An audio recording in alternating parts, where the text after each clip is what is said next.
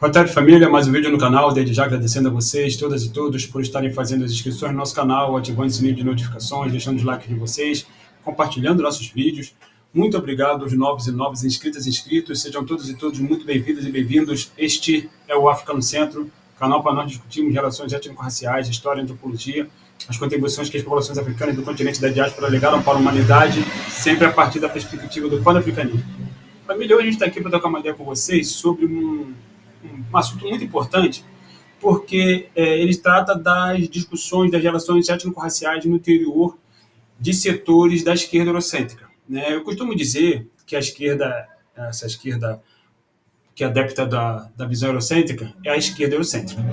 Essa esquerda eurocêntrica, ela tem muitas das vezes encampado o discurso antirracista. No entanto, essa esquerda eurocêntrica, que tem muitas vezes encampado o discurso antirracista, eles fazem de uma maneira curiosa. Por quê? Porque eles falam muito em pessoas negras que, de fato, combateram o racismo fortemente, né, ao longo da sua vida, e que também, além de combater o racismo, essas pessoas morreram por conta disso. Quem são essas pessoas, geralmente, que a esquerda costuma falar? Dr. Martin Luther King e o grande Nelson Mandela. Por que geralmente essas pessoas são pessoas citadas muitas das vezes por setores progressistas e até por setores capitalistas também, quando se fala, né, a mídia burguesa, algumas pessoas da mídia burguesa, brancos principalmente, né, até alguns negros, querendo se passar como estando do lado da luta antirracista, porque nem todo negro está do lado da luta antirracista, é importante salientar isso. Muitos estão, logicamente, mas nem todos estão. Mas, como a mídia burguesa ela também é um porta-voz do capitalismo, e sendo um porta-voz do capitalismo, é um porta-voz do eurocentrismo, setores da direita, ou seja, que são manifestados através de repórteres e analistas da mídia burguesa, assim como setores da esquerda eurocêntrica, eles têm, curiosamente, o mesmo discurso quando apontam lideranças negras que lutaram contra o racismo. E aí, repetindo, quem são essas lideranças? Dr. Martin Luther King e Nelson Mandela.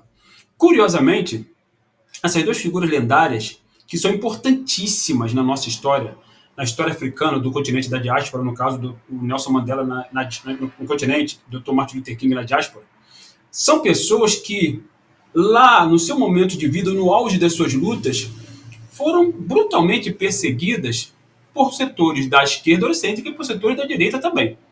Né? Curiosamente, é bom lembrar que Nelson Mandela, por exemplo, foi chamado até de terrorista pela revista Veja, né? No auge da sua luta. Foi chamado de terrorista.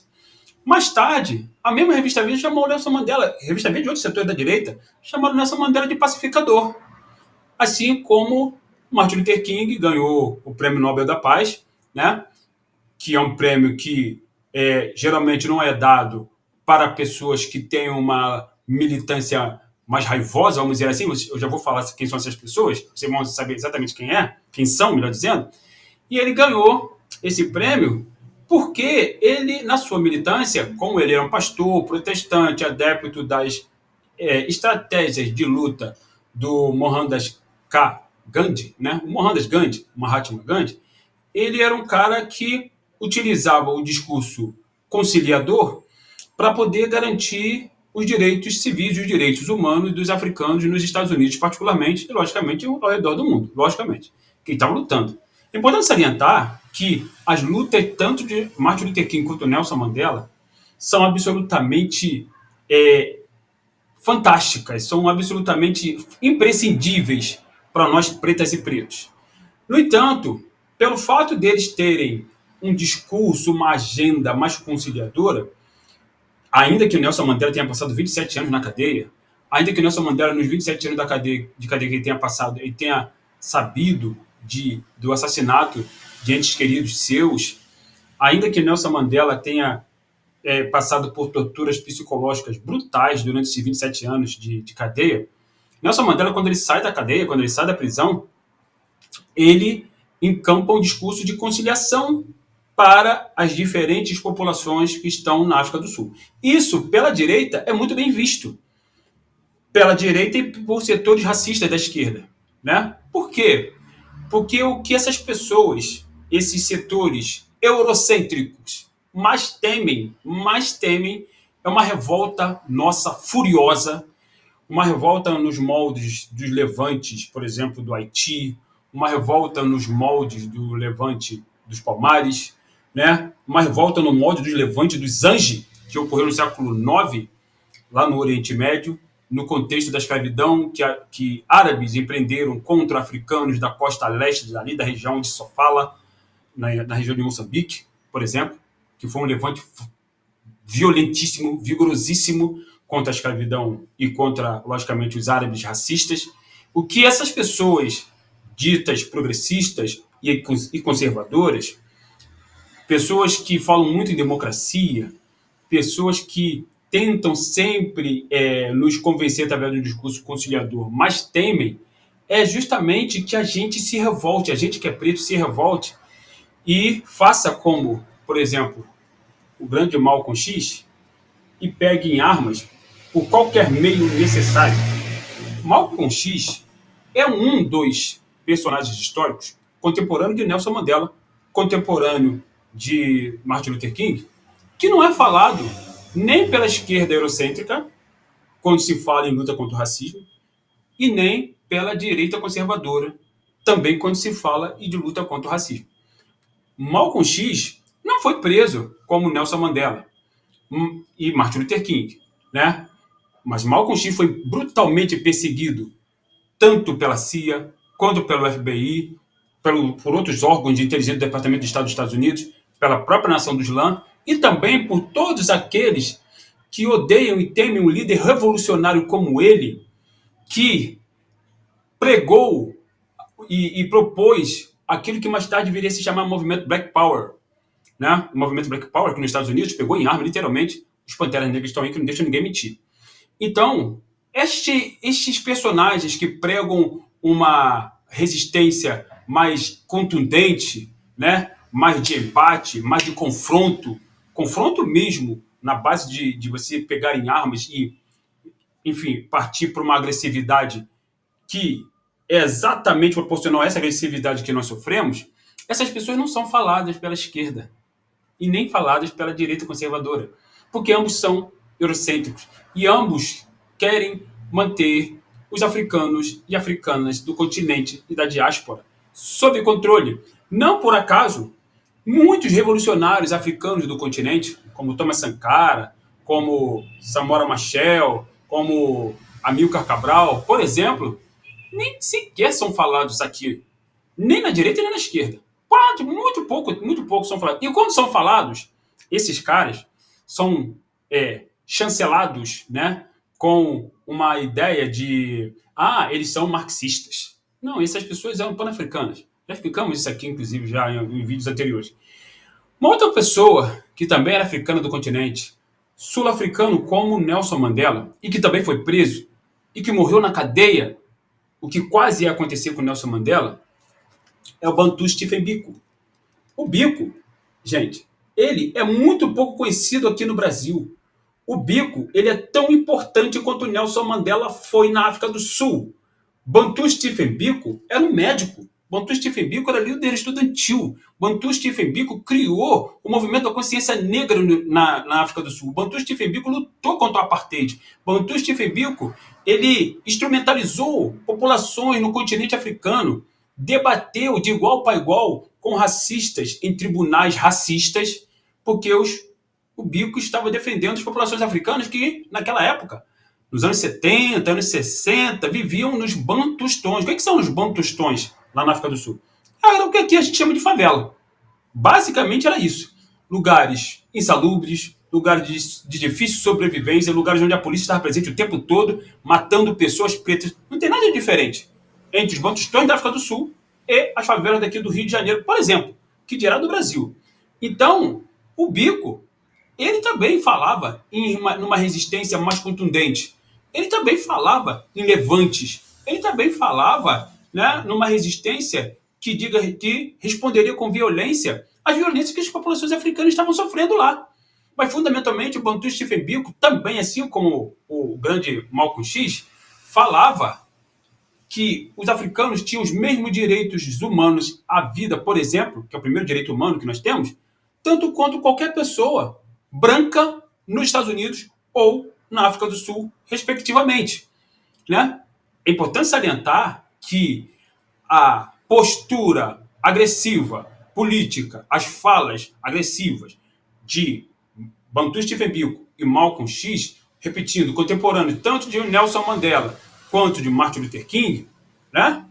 Essas posturas elas são apenas uma reação à ação que o racismo empregou e emprega ainda hoje, ainda nesse exato momento, nas periferias e em pessoas negras, sejam elas periféricas ou não, ao redor do mundo.